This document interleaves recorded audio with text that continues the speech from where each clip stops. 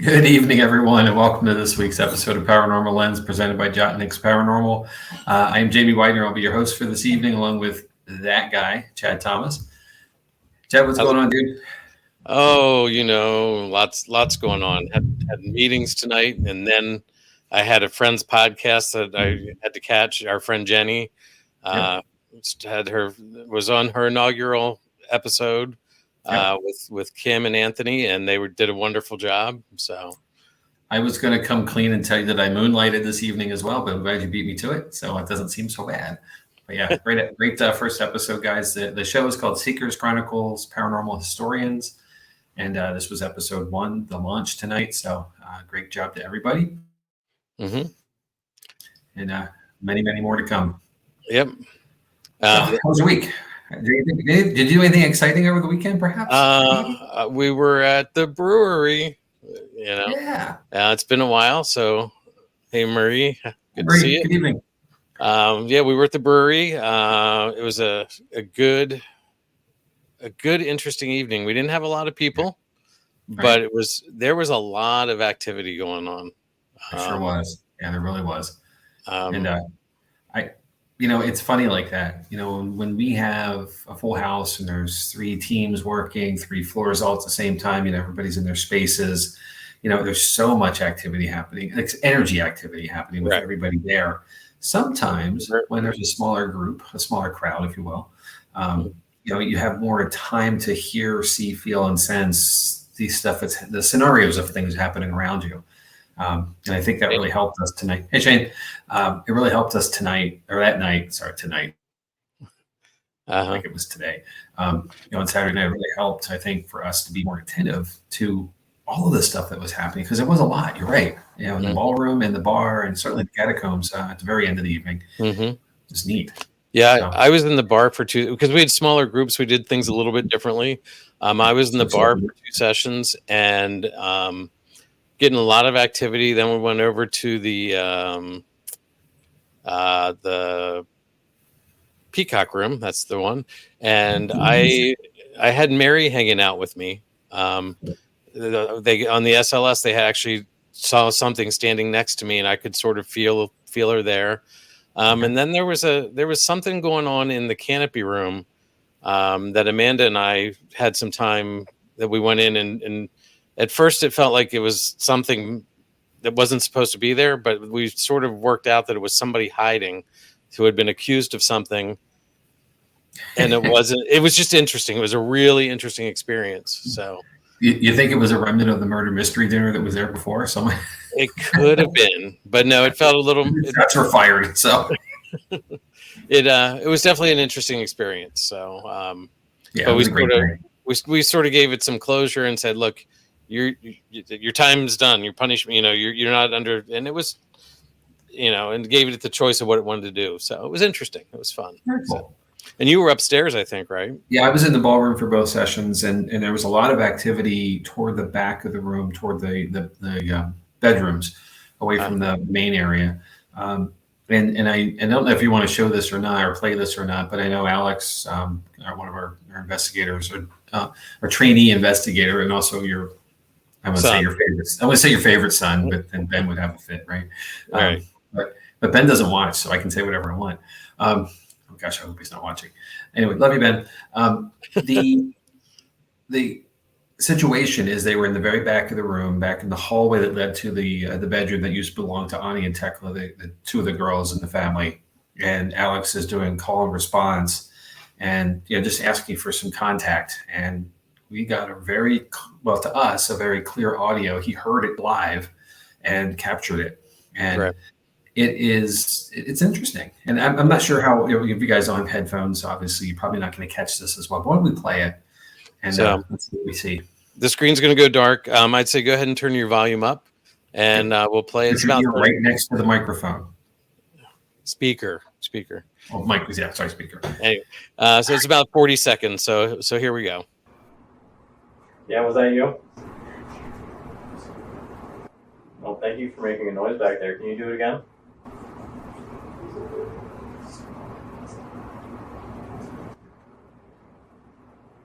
Can you knock on the wall or set off the music box?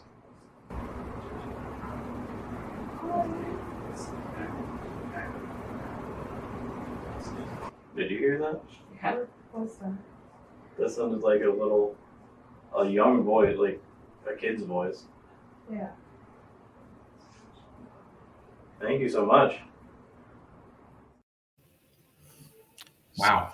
So yeah, I mean, I don't know if you could hear it, but actually there were three separate things that happened, Jamie. I noticed when I was going through it, right after Alex says, was that you who made the noise or something like that? There's a very faint yes. Then after that, he says, can you do something again? Or can you make a noise again? And then there's sort of like a giggle or something. And then the next section was where they all clearly heard something. They heard a voice, or they heard something say Ani. Now, the thing to know about that is Ani is one of the children who would have been in that space a lot. So Absolutely. Yep. So yeah. So and it's for us, as many times as we've been there, and it's a regular now monthly, but before bi-monthly or twice a month gig. I always get that backwards. In years past, I have not ever heard anything so clear coming from that area, and it's certainly in context to being able to tell a generalization of age. It's certainly not what I would consider an adult voice. And it has that playful sound to it. It's very light and just so cool. And this is the excitement that we always have when we capture evidence, right? Mm-hmm. Yep. And certainly something new for us in that area too. So, but we spend a lot of time back in that space, in that area, and that tells me that hopefully we're starting to move forward with some better engagement there. So, great catch, Alex. If you're watching, great catch and. Thanks for sharing it with us. We shared this right away. He heard it. He knew about it. He went and pulled his headphones out. In the break of the session, was saying, "Listen to this." It was fresh for all of us, and it is. And with a headset on, it's a lot clearer as well than just speaking and listening through now. Yeah, man, so cool. So, one of the other funny things that happened is, and Alex is developing into a very good investigator. I agree. But the funny thing is the kids wanted to talk to him. And David, who has a connection with them, they kicked him out. They basically told him to go to the other end of the room, and they wanted to talk to Alex. And I think he has that playful. He is a big kid. Come on, let's be honest. Well, and he's had younger siblings that in a good way, right? He's still very playful himself. So So anyway, I think they like him. I think they can associate with him really well. So I think so too. And it shows. And those are the opportunities. And that's the other side of this.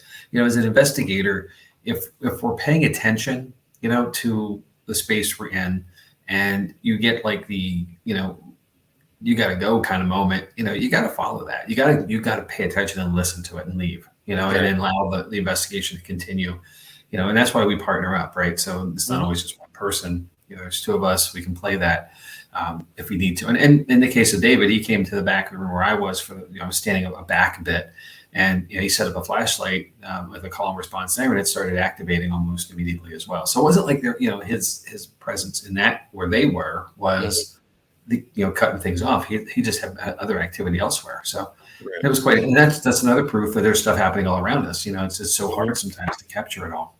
Mm-hmm. And the thing, the thing to go with that too is if you tell a spirit that if you want me to leave, turn the flashlight on, and they turn the flashlight on, you got to respect it. You can't just. You gotta go. It's your cue. So, we had a question from Shane about the catacombs. Yes, but no, and it's random. So that's the yes part, but no, and not in any consistency. There was a window a few months ago where there was some kind of activity in the lowest part of the catacombs around someone, and near the lowest part of the catacomb where the grade is, and then the next level down that's off limits. Something in that corner around someone who was at least a soldier of some sort, whether it was Civil War or Revolutionary War, who knows? We obviously didn't get very far with it. No one introduced themselves that way and came forward to say I'm so and so or such and such. But through the process of deduction, we kind of figured out it was Civil War, at least our belief. So yes, but limited. Right. And it's interesting too. I think that night, we usually follow a murder mystery dinner at the brewery, and it's in the Central Hotel where we start off at. It ends before we begin, but the presentation is always something. And that night was a Civil War story of people trying to find slaves coming up along the Susquehanna River. So it's an original piece for them to create. They created it, but there was someone dressed as a soldier both on both sides, and then there's a murder, of course, because it's a murder mystery dinner. Someone has to die. It's in the name, right? So Exactly. You're seeing that came forward. That situation came forward that evening as well. So maybe there's some tie to that. Hey, Jim. Hey, Jim. Good evening. So, but in the catacombs that night, we had a lot of Nevin. He was having fun and all over in the lower part, all over both sides of the room, up and down. I mean, it was interesting. Mm-hmm. And the catacombs for me are always hit or miss. Usually the vat room is more active for me in that space where we were. It's not as much, but this is again. And having David is a great draw. He has a connection to Nevin, I believe, a very good one that helps, welcome him to come forward. Mm-hmm. And we had crazy K2 activity in the yes, we did. The vat room. Like I'd never seen them peg that high for that long. Yeah. And consistently. Like someone was standing right on the unit the whole time. Yeah. So absolutely. So but anyway, that's a good wrap up on the weekend. But Jamie, you're here with something else, I think. I don't know. I think that's it. Let's call it a night. Good night, everybody. Take care. See you next week. No. Can't let you off like that. Yep, here we go. Slowly roll my chair out of the way, right? No, we probably should do a real episode. And thanks for indulging us talking about the brewery. We will say this at the end, but we have public investigations, and that's why we get so excited, because we do get to bring people in. And the group that was with us was very engaged, very interested, a little scared, I think, at one point or two, when stuff happens the first time. But think back as even if you're a seasoned investigator, you think back to the first time you were out somewhere and your equipment activated. Like ooh, you get that moment. And not that you ever lose that excitement, but you don't have that ooh moment anymore. Now it's like, what's going on here? The thought process is a little different. So it was cool to see that face, and those reactions for a few folks as well. So pretty cool. All right, hey, there's Alex Thomas. Oh. It was spooky, buddy. You and I are hitting the same button at the same time again. Go for it. I'll let you do it. My hands are free. Go. Oh, I'm glad you got here now, Alex, because we said nice things about you a minute ago, so I'll never admit it. Although this is a recording. Dang it. All right. So we are here tonight to talk about the third man syndrome. And as I queued this up last week, I was intentionally not giving a whole lot of this away in advance, because I think once you may not know this by the third man syndrome, or even the third man factor, which is another name it's commonly referred to as. But once I start to explain it and we start to get into the details of it, and some of the stories too, for that matter, I think everyone will have some understanding. So bear with me here as I cue this up and move you guys to another monitor. So I'm going to be looking ahead, but you're all over there. So hopefully I make good eye contact. So, all right, the third man syndrome. So by definition, the third man syndrome or third man factor refers to the reported situations where an unseen presence, such as a spirit, provides comfort or support during traumatic experiences. Okay. So the third man syndrome describes the strange phenomenon experienced by explorers or others during survival situations in which a presence intervenes at a critical moment to offer encouragement, guidance, and support. Those who have experienced third man syndrome report feeling a presence despite being alone. And the third man syndrome is typically experienced by individuals rather than groups. And the title derives from a T.S. Eliot poem called The Wasteland, which refers to a third who walks always beside you. Here's an excerpt from that. Who is the third who walks always beside you? When I count, there are only you and I together. But when I look ahead, up the white road, there is always another one walking beside you. Gliding wrapped in a brown mantle, hooded, I do not know whether a man or a woman. But who is that on the other side of you? So this is where the idea of it, the third man syndrome, came from, or at least is credited to come from. So what is this? That's the big question. So there is a writer, an author named John Geiger, who wrote a book called The Third Man Factor: Surviving the Impossible, who claims there are several scientific explanations for third man syndrome, such as biochemical reactions to misfiring brain activity, but he believes that a spiritual explanation makes more sense. Here's what he says. Clearly, there is a spiritual religious explanation to this phenomenon. Many skeptics and non-believers also had this experience, and they attribute it to other explanations, and there's clearly some very interesting science behind this. If we understand that the third man factor is a part of us, the way adrenaline is, then we can start to access it more easily. It's not a hallucination in the sense that hallucinations are disorienting. This is a very helpful and orderly guide. End quote. Now, no one really knows what causes the third man syndrome. Many people claim it's a hallucination, as he says, or a coping mechanism triggered by an extreme stress, while others believe it is helped by a guardian angel. Keep that in mind. And this is a quote also from Geiger. It's an astonishing capacity if you think about it. And it sort of hints at this idea that as a human being, we are really never truly alone, that we have this ability to call upon this resource when we need it most in our lives. Okay. So what, context, what does this really mean? And I think best to explain this, I'm going to share a whole bunch of stories about situations that are related to third man syndrome. The first one is from Ernest Shackleton and his team in the 1916 Arctic exploration that became a fight for their lives when their boat, called the Endurance, got trapped in ice. You think about 1916, this was a wooden ship, right? So being trapped in the ice was usually not good, as it would have collapsed some of the hull. So they had to get out, and they couldn't just sit there and wait. So the route to safety was grueling. Shackleton and two companions, a guy named Tom Crean and another one named Frank Worsley, embarked on a journey across mountain ranges and glaciers to a whaling station in Stromness Bay. For more than a day, the men trekked across the island of South Georgia, and against all odds, they survived. They largely credit their survival with a fourth traveler, a presence that they all felt, which provided hope and direction, but was never really there. This is a quote from Shackleton. I know that during that long and racking march of 36 hours over the unnamed mountains and glaciers of South Georgia, it seemed to me often that we were four, not three. And this is from an excerpt from his book called South, which is about the entire expedition. Okay. His compatriot, Frank Worsley, also wrote, there was indeed one thing about our crossing of South Georgia, a thing which I have never been able to explain. Whenever I reviewed the incidents of that march, I had the subconscious feeling that there were four of us instead of three. That was reported to the Royal Scottish Geographical Society.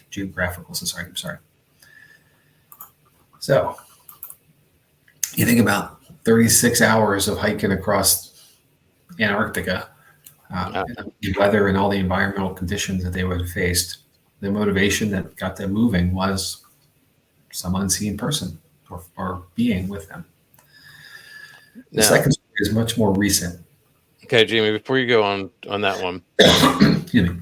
And you may not know the answer, did all three of them see this thing or feel it, or was it just one of them? Two for sure, Shackleton and Worsley. Okay. There was no report from the other gentleman, Tom Crean. And they're reporting a presence, but not a physical being. Okay. I think we'll see a pattern here in just a second. Okay. So the second story is much more recent. Ron DeFrancesco was on the 84th floor of the South Tower at the World Trade Center on September 11th, 2001. When the second plane crashed into the building, he made several attempts to escape, but failed to find a safe exit. At the brink of giving up, DeFrancesco heard an unfamiliar voice. Quote, someone told me to get up. Someone, he said, it called to me. The voice, which was male, but did not belong to one of the people in the stairwell, was insistent. Get up. It addressed DeFrancesco by his first name and gave him encouragement. It was, hey, you can do this. But it was more than a voice. There was also a vivid sense of a physical presence. I had the sensation that somebody lifted me up. I was led to the stairs. I don't think someone grabbed my hand, but I was definitely led. With help from what DeFrancesco describes as an angel, he made it out of the South Tower alive. He was only one of 4 people to escape from above the 81st floor that day. Wow. So, again, a clear direction, clear support, but not a physical presence. The next story. While ice climbing in the Canadian Rockies near Lake Louise, Alberta, James Savigny and Richard Whitmire were overcome by an avalanche. It carried them nearly 2,000 feet. When Savigny regained consciousness, he found that he was severely injured, and he also discovered that Whitmire was dead. His back was broken in 2 places. He had a fractured arm, cracked ribs, severed nerves, torn ligaments in his knees, broken teeth, and internal bleeding. He laid down to die. Savigny recounts that he felt a sudden, strange sensation of an invisible being very close at hand. It was something I couldn't see, but it was a physical presence. The presence communicated mentally, and its message was clear. You can't give up. You have to try. The presence urged Savigny to get up. It dispensed practical advice. It told him, for example, to follow the blood dripping from the tip of his nose as if it were an arrow pointing the way. As he walked, he kept breaking through the crusts of deep snow. He was almost unable to pull his feet back up because of his injuries. Part of the time he crawled. The presence, which stood behind his right shoulder, implored him to continue even when the struggle to survive seemed untenable. When Savigny finally made it back to base camp, there was people there to aid him. When the presence left, he was overcome with loneliness. He understood it was more than luck that led him to this miraculous survival. That's crazy, right? Yeah. You know, first of all, the avalanche alone, and the fact that he survived that, but then all those injuries, oh my gosh. All right, we'll talk about that later. Okay, the next one. British explorer Frank Smythe almost became the first person to summit Mount Everest in 1933. Along with his climbing party, Smythe made the intense journey towards the summit in poor conditions, but his party soon turned back after terrible weather and lack of oxygen made the summit an impossible task. Smythe continued, determined to complete the summit, but narrowly missed it by 304 meters, which is about 1,000 feet. When Smythe was completely alone, that isn't how he remembered it. All the time that I was climbing alone, I had a strong feeling that I was accompanied by a second person. The feeling was so strong that it completely eliminated all loneliness I might have otherwise have felt. At one point, Smythe was so convinced that his imaginary guide, that he tried to share some Kendall mint cake with it. But upon turning around, realizing there was no one there with him. Next. Henry Stoker, a submarine commander and distant relative of Dracula creator Bram Stoker. It's spooky season. We had to bring Bram Stoker into this. Yep. All right. See how I did that? He wrote about how he and 2 others escaped from a Turkish prisoner of war camp and attempted to cross 350 miles of rugged terrain to reach the coast with neither maps nor compasses and only meager rations of raisins and cocoa powder. Hungry, thirsty, footsore, and dispirited, Stoker became convinced a 4th man had joined them and found his presence deeply comforting. When he later discussed it with his colleagues, he realized they too had experienced the same thing. Okay. The next. In a similar vein, diver Stephanie Schwabe, and I'm assuming it's Schwabe, Schwabe. You all can say that any way you want to. I'm sure I'm wrong. Let's just call her Stephanie. Escaped certain death when she heard the voice of her late husband and diving partner, Rob Palmer. Diving in an underwater cave off South Bahama Island in August of 1997, Stephanie lost the guideline, which led back to the entrance, and began to panic. Convinced she was going to die and still desperately missing her husband, she gave up on life. Then, at the height of her depression and sadness, quote, I suddenly felt flushed, and it seemed like my field of vision had become brighter. She believed the presence to be her dead husband and heard him mentally communicating with her, calming her down and instilling in her in the belief that she would survive. Calmed by his presence, Stephanie discovered renewed resolve. This time she slowly and methodically scanned the cave, and just as she saw the flash of a white line, the presence left her. Swimming immediately to the line, she followed it to the surface and emerged unscathed. Mm. This one's a little different. I was once crossing the street when on my phone when I felt a hand pull me back by the collar onto the sidewalk. I watched as a car sped by in front of me that definitely would have hit me. I turned around to thank the person who saved me, but there was no one there. It's an anonymous submission. Right. So that was actually a physical. A physical, yeah. So it's uniquely different than the others so far. Mhm. All right, I have one more. And excuse me. Once I went on a skiing trip with some friends. After the first day of skiing, we headed back down the slope.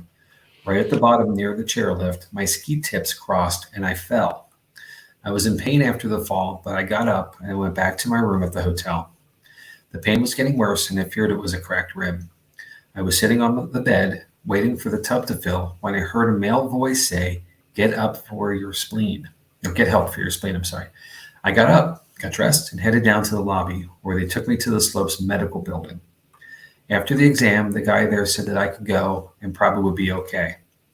I asked him to call an ambulance because of what the voice said. 3 hours and 90 miles later, we arrived at the regional hospital. They took me in and ran a CAT scan on me. The doctor came back and said I was bleeding internally and that my spleen had ruptured.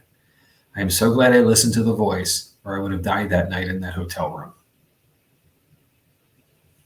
Wow. So, some scenarios and some stories. So let's talk some science for a second. So, for those who do not believe in guardian angels or even a higher power, the most likely explanation is one suggested by some scientists in Sweden.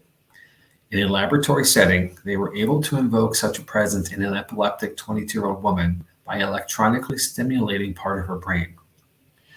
Every time they stimulated the left temporoparietal junction, a part of the brain involved in organizing sensory information, the woman turned her head to the side, convinced that there was someone there.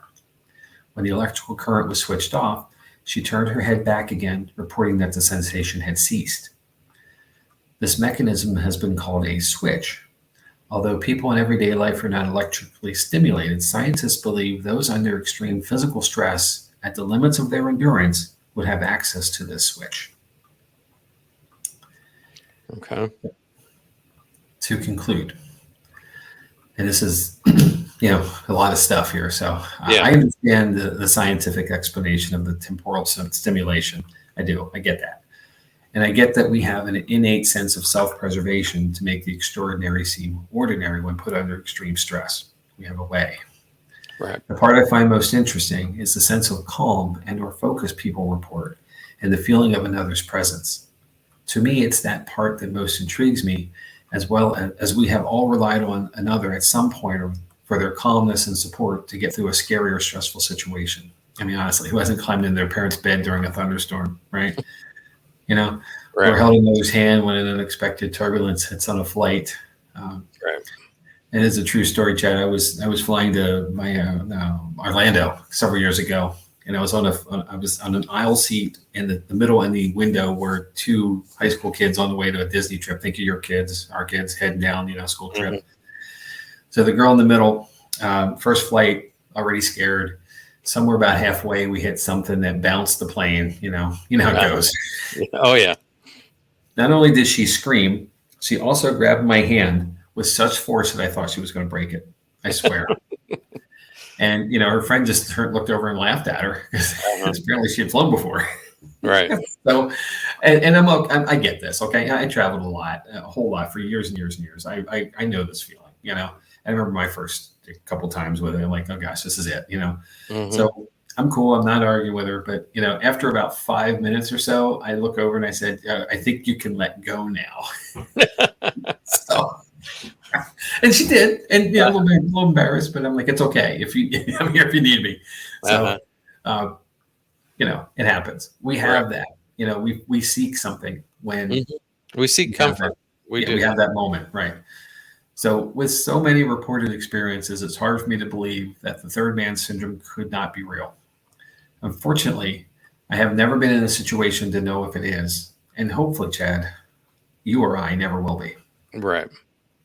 So, I'd like to cite some sources here and we'll discuss. So, Yep. Deseret.com, iflscience.com, which is a really fun website, by the way, and thedailymail.com and BuzzFeed.com for this piece. So, dude, wow, there's a lot, right? Mm-hmm. So, thoughts, and you guys as well. Yeah, please, if you're out here paying attention to this. Well, and then Bert's comments where my head went is when I tried to do the promo for this, and read the little bit that it was like, well, that sounds like a guardian angel or a spirit guide to me. And I agree. I think I really, everybody has to have their own type of faith, and this is a type of faith, I think. And I believe that there are guardian angels and spirit guides and a whole host of things that we don't understand or see, but they're available to us if we put ourselves in that mindset. Yep. And sometimes it takes something else to put us in that mindset. And I think when we have hit that exhaustion and we've hit that, like that is when our guard is at its lowest. And when we've given up, it's just like there's nothing. You're not fighting that. You're like the one woman had completely given up and was ready to let herself go. She didn't have her guard up. Her protections were all down. So that's when it's easiest for the other side to come through and give us that encouragement. And it just happens to be when we need it. I think we both clicked here. No, this was all you. I hold on. I'm going to come back to this, Heather. Marie has a comment here. Some of it I feel like is just blind faith, and I don't think that's wrong. I don't. And it's interesting because the science side of this, is the the math of it, if you will, is not based on faith. Science is the physical facts, and even there, science can't really explain it very well, other than stimulation, which. That if it depends on your perspective of faith, that could very well be what this is. It's the simulation of your higher power or whatever it is you believe in. It is that thing, that connection that comes to you, and your trust in it as well. Because I think it's a two-way street, right? It's you have to be able to give your trust in order to receive the thing you need. So I find it really interesting, and I thought of this as well. Like. No one's talking about religion. No one mentioned the higher power, God, any of that stuff in any of the stories. But, in the sense of it, it depends on what you want to see or feel. I can certainly see it being. And the guardian angel term, I don't know where that ever came from. I probably should have looked it up, I guess, to be fully prepared here. But the angel part of it, it's a connotation to religion. So that implies faith. And I think everybody, regardless if you're a very devout religious individual or if you're an atheist or whatnot, you have to have. I think everybody has some faith, and we may not all call it the same thing. And I'm probably getting a little in my head here a little bit, but philosophically, but the idea of that is that things can happen, and it's not happenstance. There's intention, and it comes at a time when you need it the most. And these survival situations are part of it. But, it goes in a different direction. I can think of terms with athletes, and, marathon runners. You see this in the Olympics all the time, these folks who train all their lives and they get within 100 feet or so of the finish line and their bodies start to collapse, and they somehow make it through, sometimes by crawling, but they make it through to the end.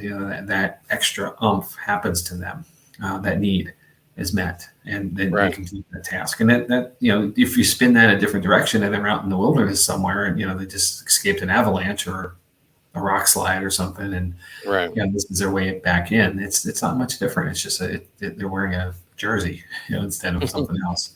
So it's quite interesting. All right, let's go to Heather's comment. It's a lot here. So I was at my car stopped at a four-way stop intersection. It was on top of a hill and hard to see if anything was coming from my left or right. I started to go through the intersection and I heard a loud man's voice yell, "Stop." I slammed on my brakes. A big truck with a long trailer carrying a huge excavator sped through the stop sign. I would have died. Yeah, and Heather, that's really cool. Thank you for sharing. That's a similar story. It was shared many times, in the instances of individuals experiencing the third man syndrome. That voice that says "don't," and a lot of times it's in cars, a lot of times it's intersections. It's not always like a dark, rainy night. Many times it's a bright, sunny day. Somebody, this instance, the truck, was going to blow that stop sign, and your interaction, was that, for lack of a better term, again, guardian angel, that Right. presence that said, "No, don't." Right. And thank you for being wise to listen to it. We really appreciate that, because we're happy to hear it. And Bert's comment on this is her ancestors are always around her, protecting her. Absolutely. And there's a good chance that it is ancestral. Sure. There's beliefs in the spirit world that we have family groups that we spend a lot of time with the spiritual family group, just like we do our human family group. So like your ancestral spirits are the same ones that you keep interacting with over the different time periods. So it's an interesting concept. Yeah, so I agree. And that is, those who are sensitive, and this kind of goes, we got to talk about this at some point, the whole paranormal test thing, that you and I have been discussing off camera. Right. The idea of how some of us, and many of us actually, are more susceptible, or not susceptible, that's the wrong word, in tune to paranormal presence than others are. Basically, it's almost a predisposition of genetics. The ability to do certain things and see certain things, sense certain things, Right. comes through, and there's a sort of test for it. It's not a test like an exam, but it's a walkthrough kind of thing, a visualization that you do, and the outcome of that visualization tells you your aptitude for Thank you. I was thinking plausibility. That's such a dorky word. But your aptitude or the innateness that you may have, and I'm sure we'll get to it at some point. Maybe make some tied into an episode. We're not there yet though, but that takes that to the same direction. It's a hereditary or genealogical connection. People pass down sensitivity, right? So that's cool. Yeah. Heather says, I've always felt them around me. Even as a child, I knew they were there. Now, an interesting follow-up to some of these people, Jamie, might be whether or not after they've experienced this, they have more experiences with it. After, right? After. Yeah. Because their guard or they've been opened up to the experience. So then does it happen more often? Because there's studies that show that people who have had near-death experiences, who have had that experience, then will see and be able to interact with spirits after that. So it's just a curious thing to me whether that is what goes on here. Well, I thought it was interesting in the third story with the gentleman with the avalanche, James Savigny. When he was found, he made it to the lodge or the base camp. As he arrived, the presence left him, and he felt a sense of an overcoming sense of loneliness.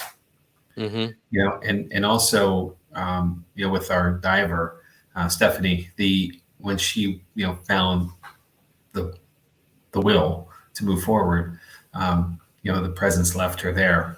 So it's interesting how it gets you to a certain point and leaves you. And his Savigny's point is more so than Stephanie's, but the idea that you're now alone again, right? to your point, what does that open the door for more isn't necessarily explored in any of this, and not Right. something I've come across, but it's a really good question, especially, because these are stories that, and I could, if I really wanted to dig, I could have been gone for like hours, with all the stories. There are so many of them out there, and obviously some are like kind of short stories, some are longer. I kind of picked some compelling ones on purpose to prove the point, the dynamic. But people have, there's just, it goes on and on and on. So this is not a limited or a rare phenomenon by any means. It's sad to say people are put in, dynamic situations often. That's also something that's interesting. But I did not notice anybody was in more than one. So they learned their lesson the first time. Well, that's good. I'm kidding, but yeah. So I feel bad for that guy or that girl either way. It happened over and over and over again. At some point, that guardian angels is like, nope, I'm busy. I need a break. No, it's definitely something. Yeah, and it is. That's a great way of saying it's something, and it's undiscovered to the sense of, again, back to, there's so many different opinions of what this could be. So, no one's going to say it's only this, and I think that's the cool thing about the field that we're in, because I could say, is it paranormal or not, Chad? Right. I think my answer would be maybe. But, it's not a clearly defined thing. And that's really what's cool about the field, is that we all can have our opinions and it's okay. We're not exclusive. Like what I say is fact. I'd like to think I'm telling the truth, and I've done some homework on it and some research enough to prove that, my point to it. And there's enough data to support it, but there's probably equal as much data in different direction. And that's the cool dialogue I think we can all have when it comes to these kind of things, to really explore it fully. And I always encourage that kind of conversation. Yeah. We have the most interesting conversations with paranormal people, that. So yeah. Now, another intriguing thing in my head is, why was the scientific experimentation only done on the epileptic woman? Yeah, exactly. I couldn't find much else on it, so that was the key example that was found. But I'm hopeful there's others. My assumption is that it was because they were already doing testing to the brain with stimulation, but it's not a very good baseline if you are doing it to someone with a known problem already. So, or no, not problem. You know what I mean? I know how we say this delicately, right? Well, it's a curious question, and I don't have enough to say yes or no why they did that, but one way or the other. But it is. I think people have to be willing. Number one, this is an experiment, so people have to be willing to be experimented upon. And as we turn, there was a time in our history not so long ago where plenty of places that are now defunct. We're like, let's use Tala, Trans-Allegheny Lunatic Asylum as a great example, where there were tests done on people without their permission. And it was largely individuals who were already at a disadvantage. And that was the resource that was available. Those patients, they had no voice to defend themselves or stand up for themselves to say no in a lot of ways. Or if they were saying yes to something that was expected, it would be favorable. And unfortunately, a lot of this had very, very negative outcomes, for them physically and personally. So, a willing individual may not be, what we would call normal or neurotypical, would come forward necessarily to be tested upon with stimulation like this. So I don't know. It's an open end, so I'm not making any comment about it. That's one way or the other. But I kind of can see how there was already a research project underway, and this was a step in the process for that individual in that time. As Swedish people, you never know. You never know. They're so nice, though. Yeah. All right. Any thoughts from you guys out there? Thanks to the Lynches for sharing, and that story is really cool. Actually, thanks, Heather. It's amazing, actually.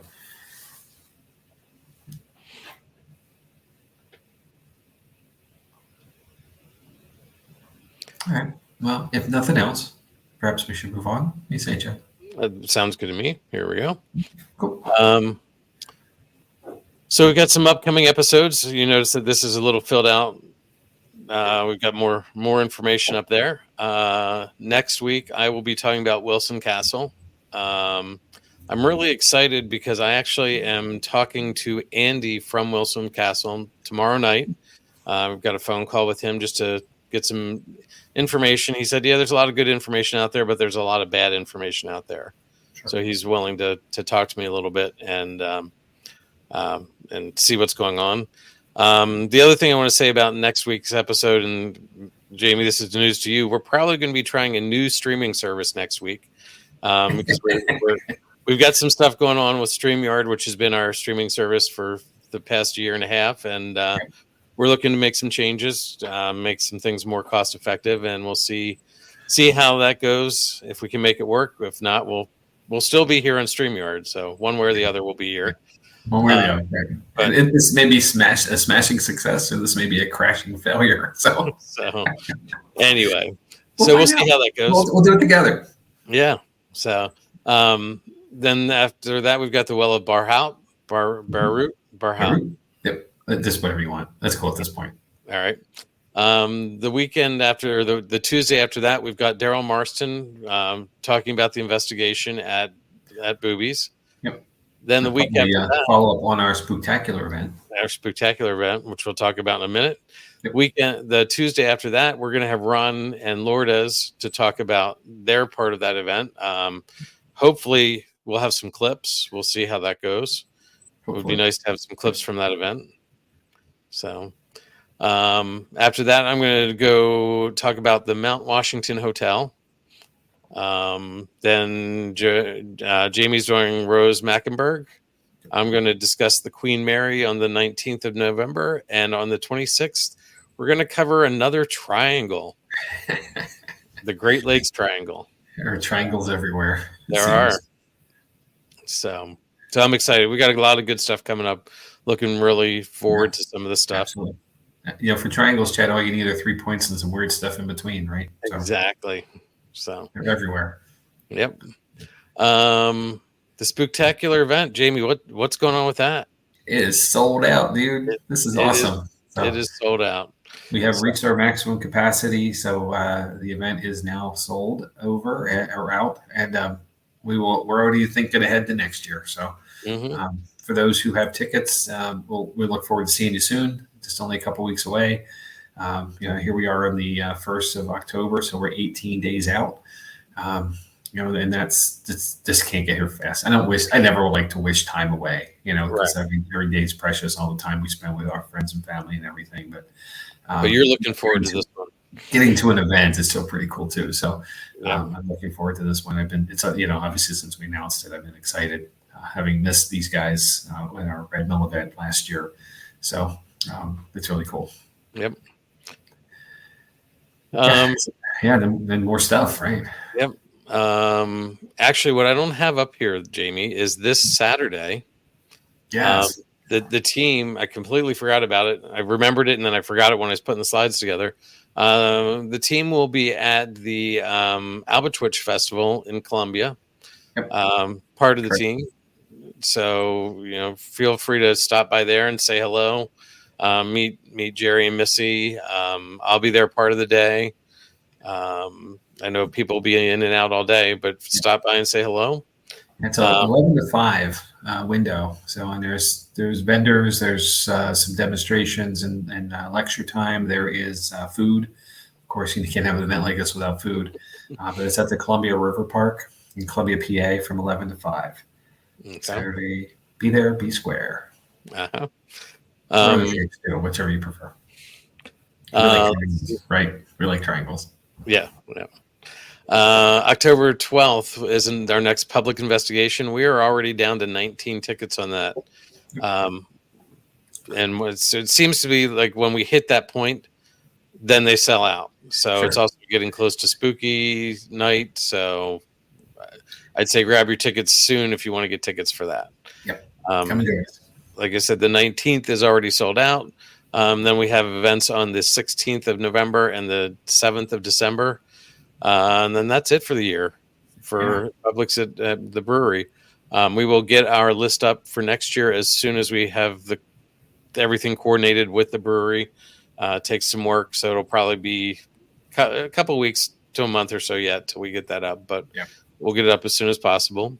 I was listening, Chad, to one of our past episodes, and I think it was sometime in the first or second week of December last year until we had the New Year dates ready to go. So it probably will be in the same vein this year as well, just logistics around scheduling and other events happening at the brewery and so forth. So it's a bigger undertaking than just penciling some stuff in. You have to clear everything and just get through it all. So give us some grace. We'll get it up there for you as soon as they're available. We'll post them here.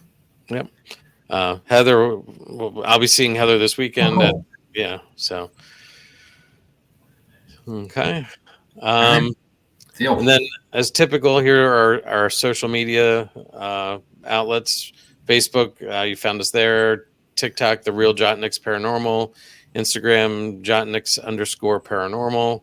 YouTube, Jotniks-paranormal 5969.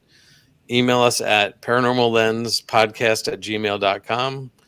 Or if you want to find the podcast, go to Spotify and search for Paranormal Lens. Apple Music, Apple Podcast, Audible, iHeart, any of those. So I don't know, Jamie, if you've looked lately, but where some of our listeners on the podcast have come from. Have you done that? Do tell. We had one from the Philippines, which was new. We've had one from Russia. We've had where are we here?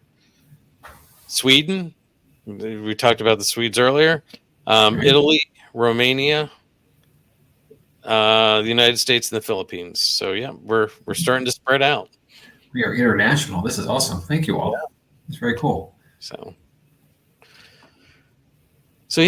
there's spooky stuff everywhere. So like I said last week, we've done an episode from around the world. We did the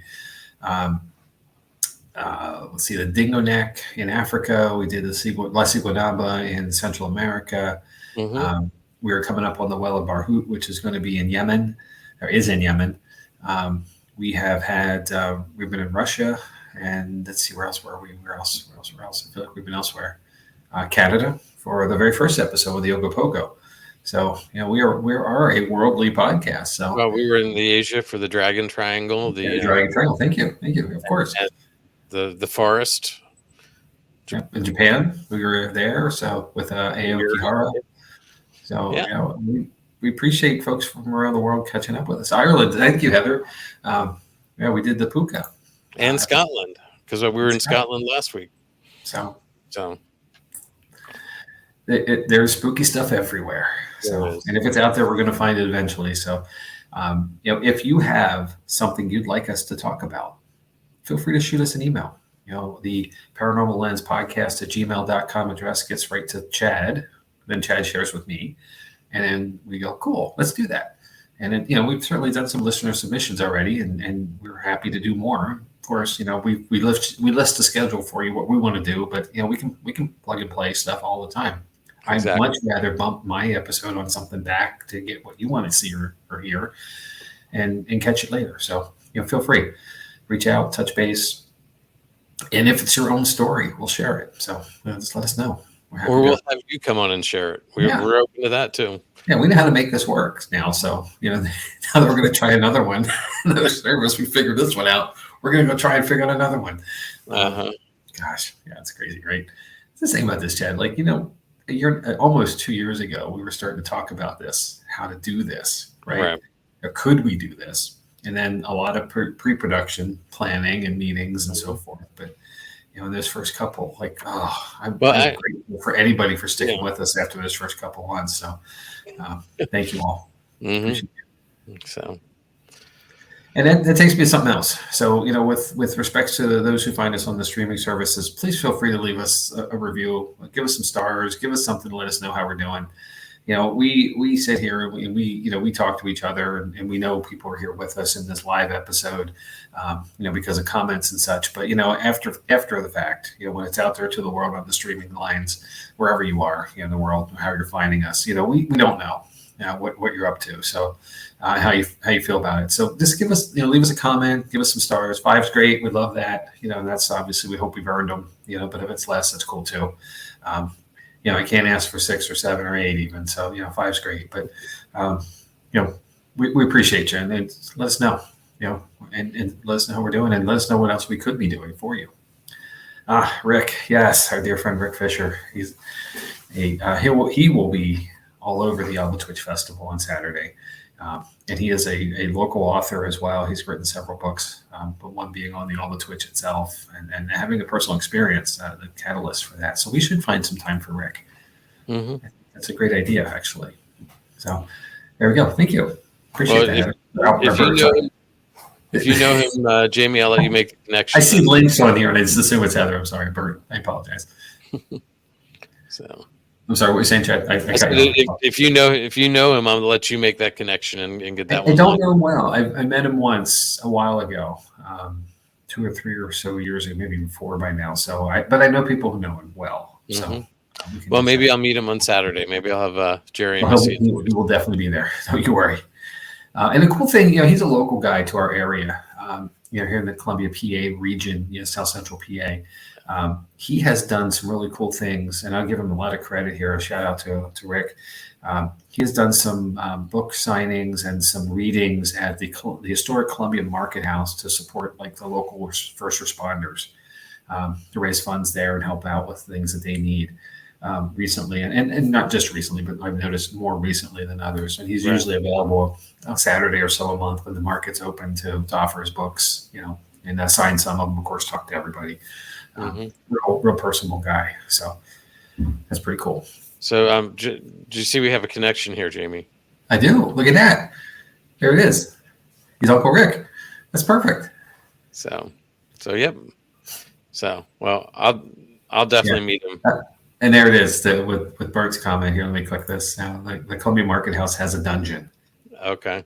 So I highly recommend anybody who's in the area. The market's Tuesday and Saturday kind of thing. Saturdays are obviously easier for weekends and so forth, but the whole downtown of Columbia has a lot to do. But the market itself used to be a jail, hence it has dungeons in the basement, dungeon cells. And there's 4 now, or 3 or 4.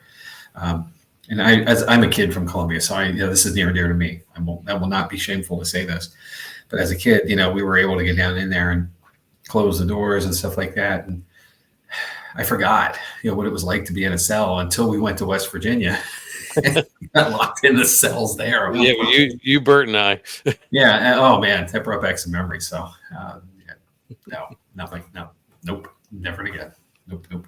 So, anyway, it's a really cool thing to see and do. And the Alba Twitch Festival, of course, gives you a reason to come to Columbia. So stick around, have a day with us. Lots of cool things, and antiques galore as well. So. Bring your pocketbooks and your wallets. We'll have something fun for you. So, all right. Shameful plug over. Shameless plug, I should say, over. Well, it might have been shameful. I don't know. But, so, right. So, you want to wrap this up? I would say last thoughts on the third man syndrome or third man factor for you, Chad? I mean, I think there's something there, like I said before. And like you said, I hope I never need it, but I'm comforted that if I do, that's there. So I mean that's all we ever could ask for, right? And again, I hope no one watching and listening or anyone we know ever gets put in a survival situation that is so extraordinary that you have to summon this factor, the syndrome, comes to you. But it is somewhat comforting to know it's available. It's in us. And I think that was something interesting. One of the authors said, the author itself said, it is part of us and we just don't know it because we don't need it. And it's somewhat comforting, and it's part of us. And it kind of sort of explains away the mystique of it. So I don't buy that 100%, but yeah. And the great comment here from Bert, pay attention to your inner or outer outer voice. Mhm. Bert, I think your outer voice is Heather, but still, it's a good thing to listen to either way. Um, so yeah, this was a fun episode. Thanks for indulging me with it. No, very, very well researched, Jamie, and I appreciate you sharing it. So Yeah, I'm glad we could get to it. And one of the uniquenesses of the field, like I said, I say this all the time, we have no walls. This is such a broad category of things that we can bring here. And that's what we're going to try to do. That's what we've been doing. And we're going to keep trying to do so. Let's bring something interesting and unique to the table and share it with everybody. Yep. Have a discussion. That's how things get done. And I'm sorry, I got to share this last comment from Bert, but yeah, you're right, sir. Mama didn't raise no fool. So always listen to your wife. So, well, on that note, thank everybody who has joined us tonight and is going to join us on the streaming services. We appreciate you coming out and supporting us, and we will see you next week here talking about Wilson Castle. Look forward to seeing you then.